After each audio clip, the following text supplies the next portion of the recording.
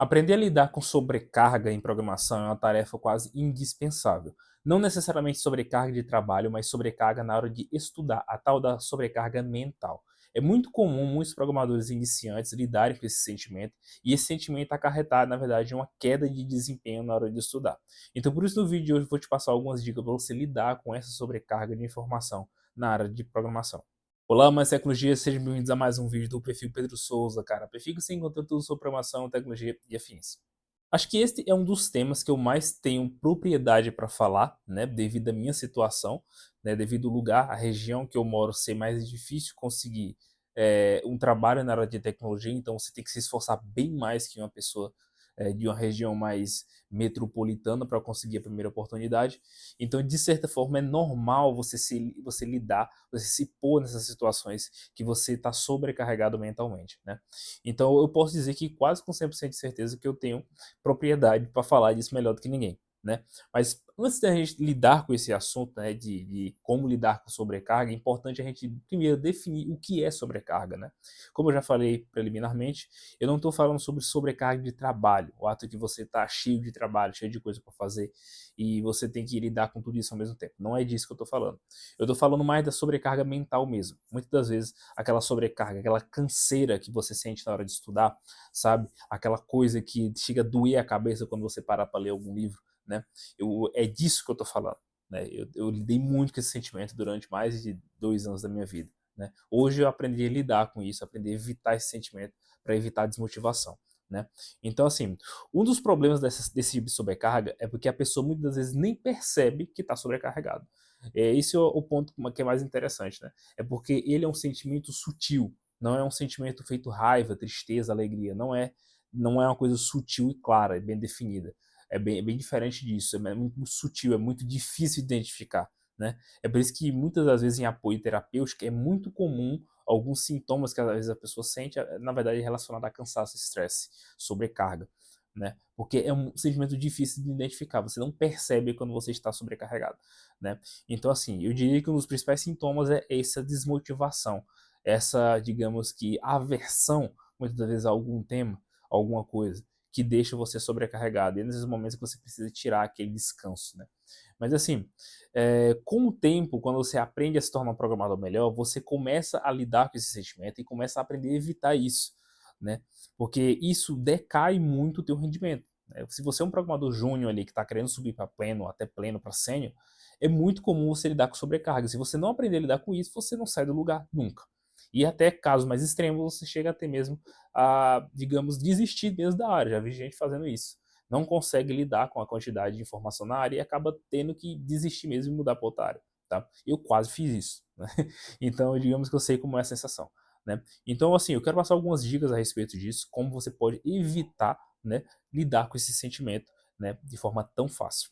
Acho que a primeira dica que eu tenho para lidar com sobrecarga é aceitar o teu próprio ritmo, né? E assim, o que eu estou querendo falar sobre isso, né?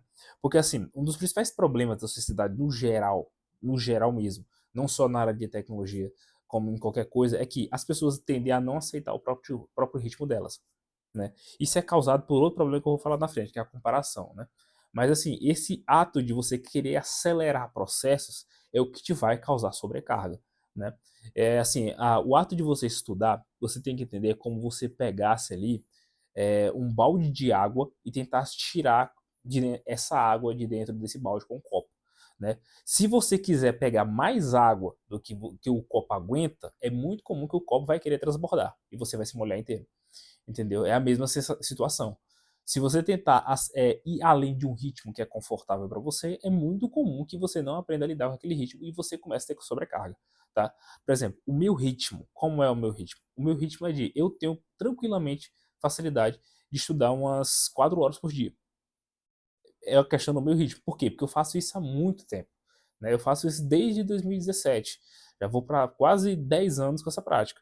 Por quê? Porque, como eu falei, não foi uma questão de escolha minha, entendeu? Eu tinha que realmente, eu tive que realmente adotar um ritmo de leitura mais intensivo, de leitura e de estudo mais intensivo, porque as condições me poram nesse lugar. Mas é claro, o meu caso é esporádico, entende? Então, entende o que eu quero dizer? Que cada pessoa é um caso, exatamente a mesma situação.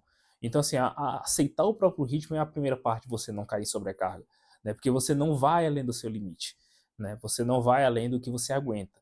Isso não é um episódio de anime, já falei várias vezes, né? Várias vezes, principalmente no meu Instagram, quem me acompanha sabe, que, assim, ser programador não é um episódio de anime. Então é o seguinte, não tenta criar um ritmo que vai além do que você aguenta, tá? O ideal para se tornar um bom programador e um bom estudante em qualquer área é entender o seu próprio ritmo, tá? Então acho que essa é a primeira dica e com certeza a dica que eu mais aplico. O segundo ponto é uma coisa que muita gente não tem atenção, que eu verifico o tempo todo as pessoas cometendo esse erro, mas assim, algumas pessoas confundem esse sentimento, que é o quê? Que é cair na armadilha do ego, né? É o segundo ponto. O que é cair na armadilha do ego, né? É o seguinte, algumas pessoas, elas começam a estudar, aí elas não têm um foco a priori. Elas querem aprender de tudo. Quer aprender Python, quer aprender React, quer aprender Android, quer aprender back-end, quer aprender Java, quer aprender Go, quer fazer tudo. E quem olha de fora, assim, a pessoa muitas das vezes algumas pessoas têm essa habilidade, que é transparecer esse sentimento como se fosse ambição. Isso não é ambição, isso é ego, tá? Porque é o seguinte, o ego é essa força que não deixa você abdicar das coisas. Ele sempre quer ter tudo ao mesmo tempo, né? E assim, sendo bem sincero, você não consegue fazer tudo ao mesmo tempo, tá? Ninguém consegue. É por isso que existem especialistas, pessoas especializadas em determinado setor. É por isso, porque ninguém consegue fazer tudo ao mesmo tempo. Eu entendo o quê? Eu entendo, um dos meus principais ditados é que especialização é para insetos. Eu entendo isso, eu entendo que um ser humano ele pode ser especialista em várias áreas. Só que em programação é você jogar o jogo apostando além do que você tem. Entende? É como se você for para um cassino, você pega e bota todas as suas fichas sem você nem ver suas cartas. É mais ou menos isso. Porque em programação é muito arriscado você fazer isso de início, entende? Você querer fazer várias coisas de início, entendeu? Algumas pessoas têm aquele sentimento de dizer, não, eu vou tentar várias coisas, vai que uma dá certo, tal. Não é assim, tá? É muito mais eficiente você se especializar em uma coisa, ficar bom naquilo, ter certeza que ficou bom, se testar, depois você passa para aprender outra coisa, que é o que eu estou fazendo agora, por exemplo. Eu passei desde 2020 estudando Java e Kotlin. Beleza, eu comecei a aprender, estou começando a estudar, estou começando a me testar e estou vendo que eu aprendi bem, né? Não aprendi tudo, claro, não é o suficiente, mas estou começando a explorar outras áreas, como por exemplo a área de game dev, entende? Então é isso que eu tô falando. É mais ou menos você ter esse ego controlado a ponto de você saber que você não é experiente em tudo e que ter que querer abraçar tudo não é uma boa escolha. Entende? E é um erro que eu vejo muito programador iniciante cometendo. Às vezes pega várias coisas para estudar ao mesmo tempo e no final não aprende nada. Vira o eterno júnior, a eterna promessa. Né? Por quê? Porque ele não sabe achar algo para se especializar. Não sabe olhar para uma coisa e pensar, não, vamos deixar isso um pouco de lado. Não sabe fazer isso, quer fazer tudo ao mesmo tempo. Né? E isso vira um grande problema, porque a chance disso causar uma sobrecarga mental é muito alta. O terceiro ponto que é importante citar quando a gente trata de sobrecarga mental é sobre fontes, tá? Que é o seguinte, em programação tudo é variável, nada é estático, sempre tudo é dinâmico, tudo tem a tendência a se mover e se modificar com base no tempo. Isso é um fato, tá?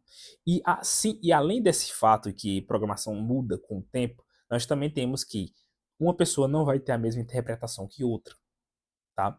Então, assim, quando você lida num cenário onde várias opiniões ao mesmo tempo elas existem a respeito de um assunto, é muito comum isso acarretar em sobrecarga mental. Porque à medida que tu vai estudando o assunto, tu vai se lembrando desse meio mundo de opinião e quando você percebe, você está, na verdade, cansado mentalmente. Né? Então, assim, a terceira dica que eu daria seria procure fontes confiáveis. Né? Procure pessoas que realmente entendam daquele assunto que você está estudando. Né? Procure uma pessoa de referência, procure um autor de referência. Né? Então, assim, quando você aprende a separar essas fontes confiáveis, o teu processo de aprendizagem fica mais claro. Porque em vez de você ficar sempre pensando em várias pessoas ao mesmo tempo, você vai pensar sempre naquelas fontes específicas, tá? Tipo assim, um exercício que eu costumo fazer quando eu estudo uma área em programação. Eu procuro autores que falam sobre aquele tema, por exemplo, arquitetura hexagonal, né? Procuro autores que falam sobre aquilo. Eu escolho no máximo 3 autores. Ah, beleza, vamos ver o que cada autor fala. Pegou as três opiniões dos autores, vamos ver o que, que eles têm de similaridade. Não, não tem nada a ver um com o outro. Beleza, eu escolho um que se adapte com a minha vertente. Entendeu? Então é mais ou menos isso que é o ideal se fazer em programação. Porque se você começar a pegar vários autores, várias pessoas, né? Várias pessoas para você se basear na tua opinião e criar a tua opinião própria, a chance de estudar em uma sobrecarga mental é altíssima. Que você vai ter que achar um jeito de tornar aquelas opiniões singulares, entendeu? E quando você esse processo de você tornar essas opiniões singulares é que é a coisa complicada, né? Porque você não consegue lidar com esse tanto de opinião, né? Todas as opiniões convergentes, divergentes e tudo. Então, você tem que fazer ali uma tabela de prós e contras e isso gera sobrecarga absoluta, né? E ninguém consegue lidar com isso, tá? Um dos principais assim, gatilhos que eu tive na minha vida com relação à programação, não só a programação, mas estudo, de forma geral, é que você não deve estudar como se fosse um gênio, porque você não é. Então, assim, quando você destrava isso na sua cabeça, você se liberta desse ego e achar que você é um gênio, né? E você começa a estudar realmente como um gênio. Por quê? Porque pessoas que realmente são extraordinárias, elas não estudam como pessoas extraordinárias. Elas estudam como se não fossem extraordinárias. Entendeu? E é justamente esse ato de estudar como se não se fosse uma pessoa extraordinária que torna elas uma pessoa acima da média, né? Agora, o problema é que muitas pessoas tentam fazer estudar como se fosse um Tony Stark, né? Várias fontes, várias coisas.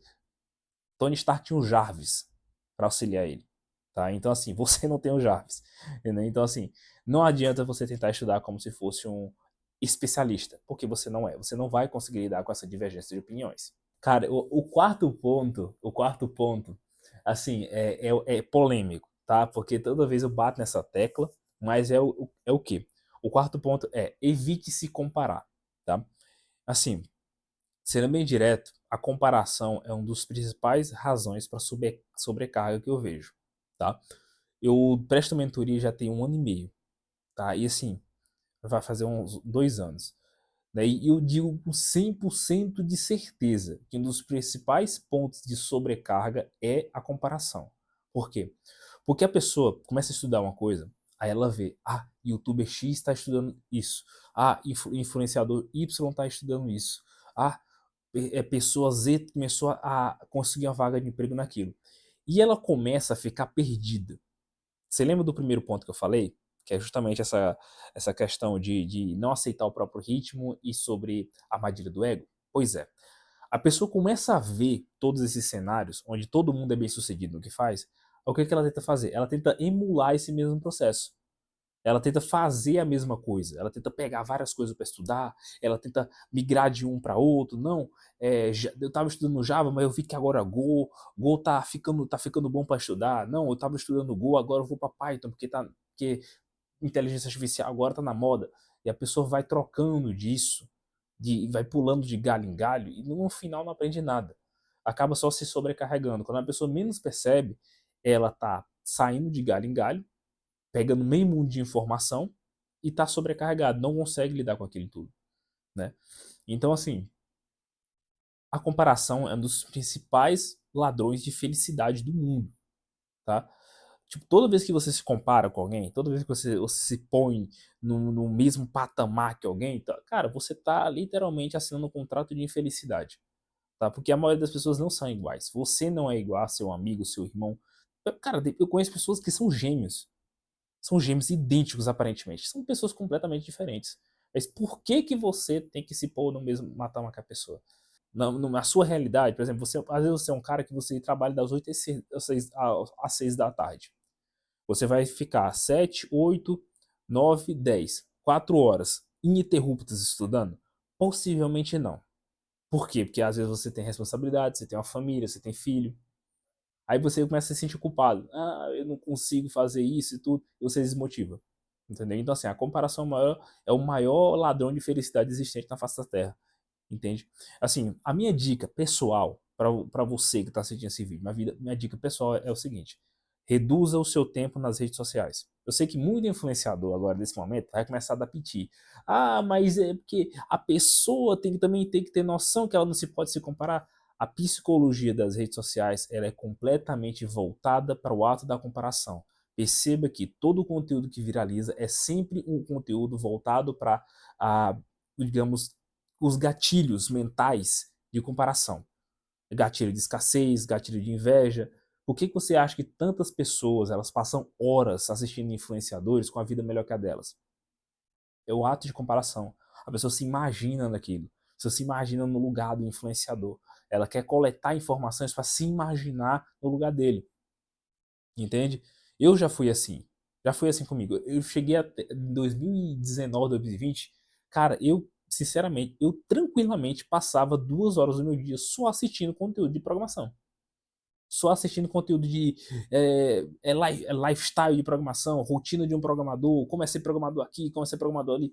Cara, quando você menos percebe, você tá infeliz. Porque você percebe que, pô, todo mundo parece ter uma vida melhor que a sua. Entende? Por quê? Porque as redes sociais eles fazem isso propositalmente, porque isso vende. Entende?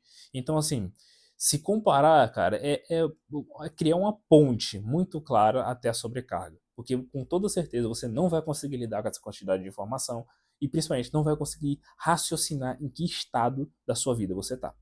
O quinto ponto, mas também eu acho que o mais importante é mantenha a constância, tá? Pode parecer bem óbvio isso, né, sobre manter constância, mas assim, por que que a constância ela tem um efeito tão positivo no combate à sobrecarga? Porque assim, quando você tem constância, você não se cobra demais, tá? Por exemplo, eu posso, por exemplo, como eu disse, eu estudo, posso estudar tranquilamente 4 horas por dia, mas hoje eu estou reduzindo isso, né, para fazer outras atividades, né? Então, assim, eu posso estudar 2 horas por dia. Eu não tenho problema nenhum em um dia começar a pegar um assunto muito complexo e eu estudar somente 40 minutos e dizer, não, dá bom por hoje. Eu não tenho problema com isso. Por quê? Porque eu sei que amanhã eu vou ter constância. Então, a quantidade não importa, o que importa mais é a constância e a qualidade. Então, assim, a constância ela combate a sobrecarga por isso, porque evita você ir além do limite, sabe? Você tem tranquilidade que você segue um processo. Não é aquela coisa imputada, feito livro de autoajuda ou então vídeo motivacional, não é isso. É uma coisa que é fixa, você sabe o que você vai fazer, querendo ou não, entendeu? Então é uma questão de, envolve mais disciplina do que necessariamente motivação. Outro ponto também que a constância vai te ajudar a lidar com sobrecarga é porque muitas das vezes a gente esquece as coisas que a gente estuda. Isso acontece, vai acontecer com você, cedo ou tarde, né? Então a gente esquece as coisas que a gente estuda e quando você esquece, você tem a tendência a querer recuperar aquilo que você esqueceu, sabe? Aí você vai ter que revisar tudo de novo e vai ter que ler mais coisa ainda para sentir que está avançando. Então, no fundo, tu acaba querendo compensar a perda. E assim, o problema disso, de você não ter constância, é isso, é que tu sempre vai ter esse sentimento de tá perdendo alguma coisa. Aí você vai tentar recuperar. Aí quando você vai tentar recuperar, aí você vai ver que, na verdade, você vai ter que lidar com as outras informações atuais e, enfim, vira uma sobrecarga. Então a constância é muito boa por isso. Você não se culpa e também você não tem esse sentimento de perda. Que você começa, na verdade, a entender que a perda é normal, né? Que você não vai ler um livro, cara, sinceramente, você não vai ler um livro de programação de 200 e poucas páginas, 300, 400, até livro de 500 páginas, e você querer absorver tudo, cara. Isso não é cientificamente plausível, é impossível isso. A não ser que você tenha uma mente e um computador, o que não é o caso, né? Então, assim, é muito bom você ter essa constância, porque você para de se culpar e você aprende que algumas coisas passam, né? Acho que esse é o quinto ponto, o mais interessante. Então, pessoal, esse é o vídeo de hoje. Eu espero que vocês tenham gostado. É um vídeo bem simples, eu diria, mas de certa forma ele é um cunho muito informativo para quem é programador iniciante está procurando subir de nível ali na carreira, né? Então, se você gostou do vídeo, cara, não esquece de deixar o like e seguir a gente para mais conteúdo como esse, tá, pessoal? Vou focar bastante aqui no YouTube para trazer mais vídeos assim para vocês, tá? Então, se inscreve no canal, deixa o like e até o próximo vídeo. Valeu, fui, continue firme nos estudos.